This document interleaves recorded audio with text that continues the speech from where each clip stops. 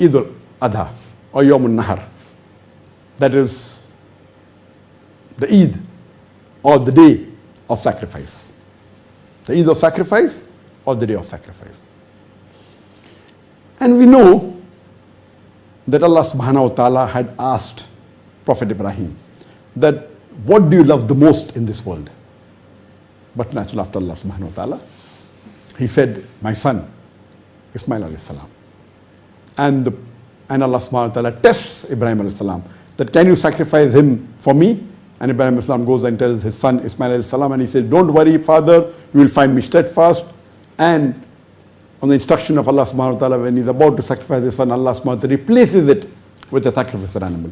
And this is what we remember every year in Eid al-Adha, that we should be able to sacrifice anything in this world for the sake of Allah subhanahu wa ta'ala. And during Yawm al-Nahar, day of sacrifice, and Eid al-Adha, the day of sacrifice, if we have the means, we sacrifice an animal.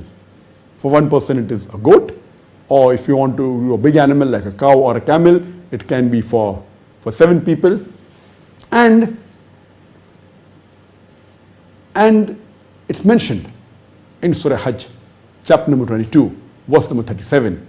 It is not their meat or blood that reaches Allah subhanahu wa ta'ala, but it is a piety which reaches Allah subhanahu wa ta'ala. So we don't sacrifice so that the blood and the meat reaches to Allah subhanahu wa ta'ala, but we do it for our taqwa. Our piety should reach Allah subhanahu wa ta'ala. And what do? With the sacrifice, when we sacrifice the animal, we distribute it amongst the poor people, amongst the friends, amongst the relatives, and keep some for ourselves. Normally it is recommended that minimum 1/3 should be given to the poor people, 1/3 to the family and friends, and the maximum you can keep yourself is 1/3.